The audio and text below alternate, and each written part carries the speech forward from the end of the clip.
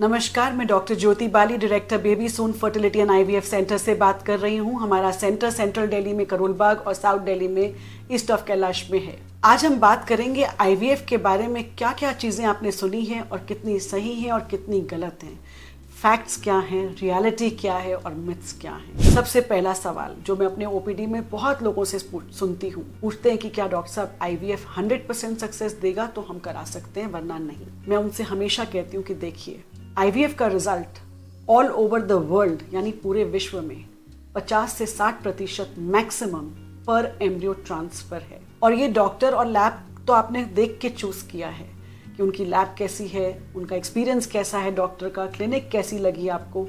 आप जाने से पहले अपनी अच्छे से समझ के इस बात को चूज करते हैं। अब 50 to 60% result all over the world है, लेकिन निर्भर किस पे करेगा? आपके अंडों की क्वालिटी पे, आपके स्पर्म की क्वालिटी पे और उनसे मिला के जो बनता है भ्रूण यानी एम्ब्रियो क्वालिटी पे, और उसके बाद लाइनिंग पे कि बच्चेदानी की परत कैसी बनती है। इन सब फैक्टर्स पे निर्भर करता है आईवीएफ का रिजल्ट। और आईवीएफ का रिजल्ट अगर मान लीजिए सब कुछ ये ठीक था जो मैंने फैक्टर्स बताए, उसके बाद भी अगर 50 to 60% पर एम्ब्रियो ट्रांसफर है तो बिल्कुल नहीं घबराइए।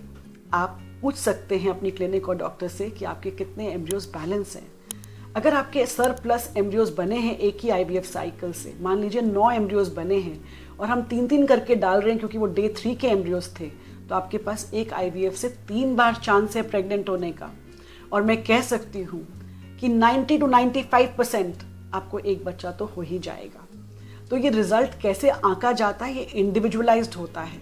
50 से 60% ऑल ओवर है। तो आई होप आपको ये बात फैक्ट समझ आ गया होगा।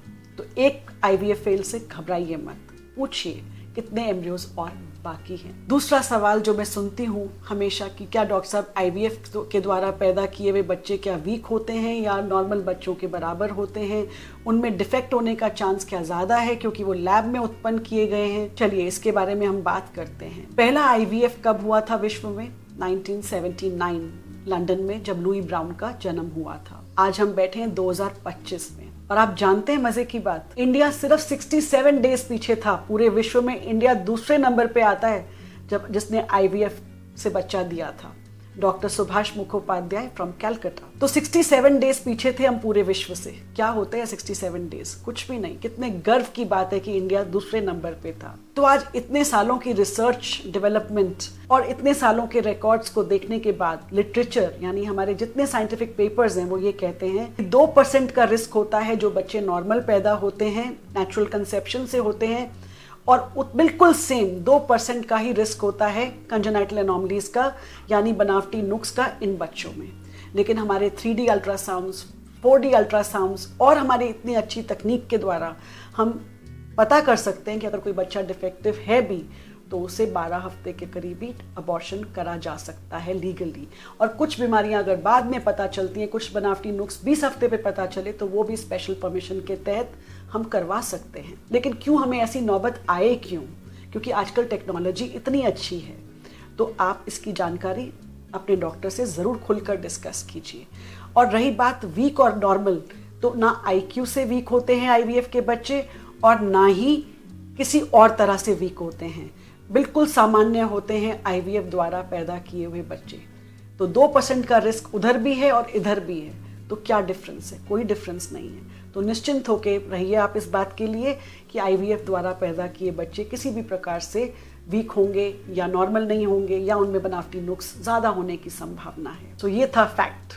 अब आते हैं तीसरे सवाल पे जो मैं बहुत अक्सर अपने ओपीडी में सुनती हूँ। क्या आईवीएफ सिर्फ ज़्यादा एज में कराना चाहिए या ये बिल्कुल यंग लोगों के लिए नहीं बना है, ज़्यादा उम्र पे ही लोग आईवीएफ कराते हैं? जी नहीं।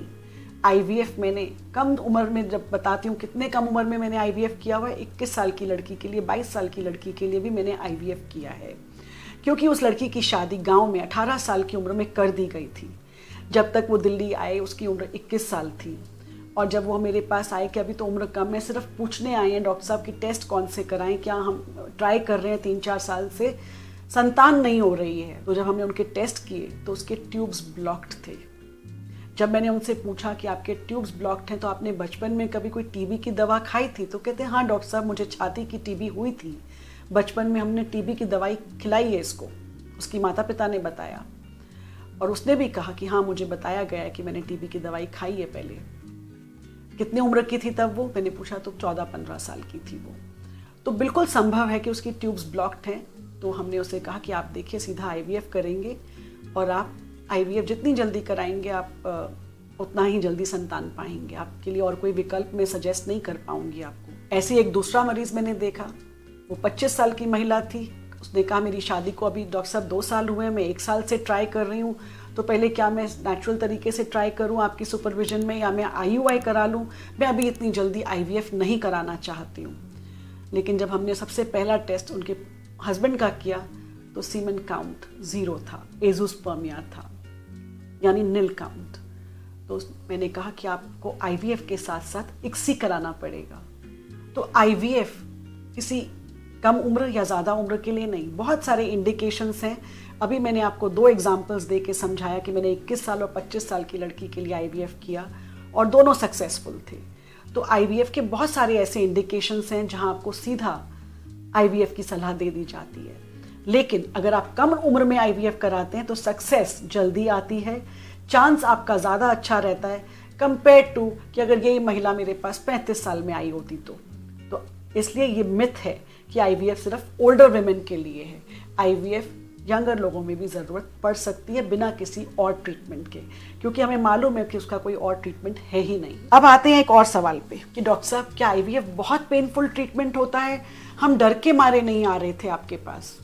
तो मैं उन लड़कियों से हमेशा एक सवाल पूछती हूँ कि आईवीएफ में पेन से आप डर रहे हैं, लेकिन जब आप आईब्रो कराने जाते हो पार्लर में, पहली बार गए थे तो तब भी आपने यही पूछा होगा, लेकिन अब आप रूटीन में करा लेते हो आईब्रोज।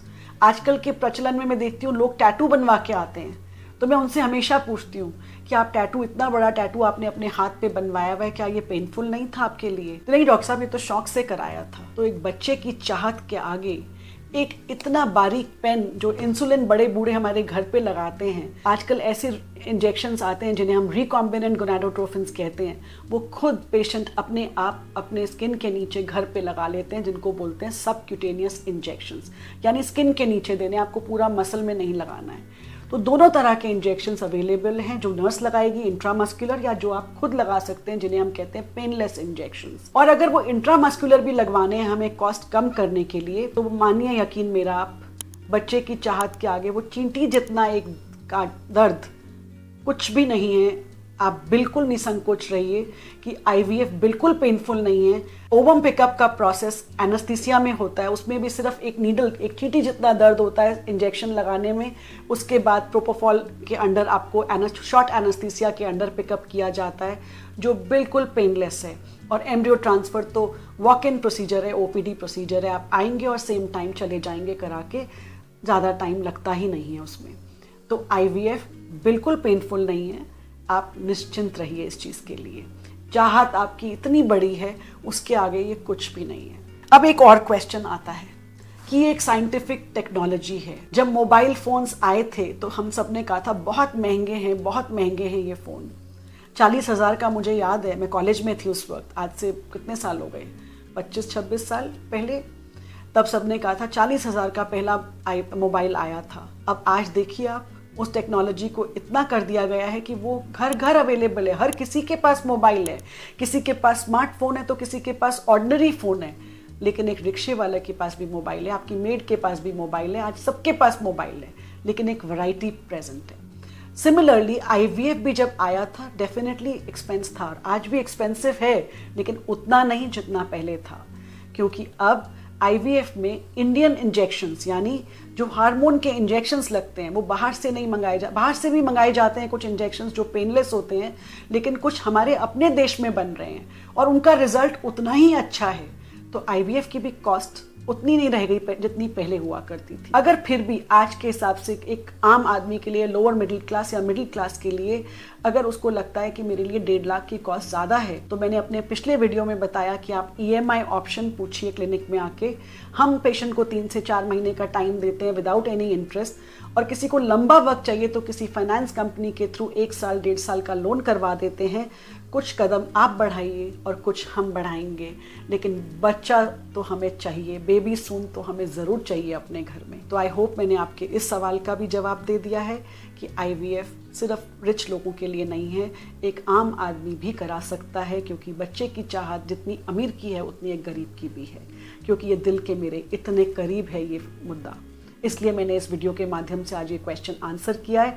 आई होप ज़्यादा लोगों तक मैं ये वीडियो पहुंचा पाऊँ और लोगों को ये पता चले कि आईवीएफ ट्रीटमेंट सबके लिए अवेलेबल है। अगर इसके अलावा भी ये 5 मिथ्स जो मैंने आज क्लियर किए हैं फैक्ट्स के साथ, अगर इसके अलावा आपके मन में कोई और सवाल हैं तो नीचे दिए गए कमेंट बॉक्स में ज़रूर लिखिए, मैं जवाब दूंगी, या फिर नीचे दिए गए नंबरों पे baby soon fertility and IVF centre से संपर्क कीजिए, हम आपके सवालों का जवाब देंगे। या फिर आप ऑनलाइन कंसल्टेशन बुक कर सकते हैं, या फिर आप आकर फ्री कंसल्टेशन ले सकते हैं और सारे सवालों के जवाब पा सकते हैं।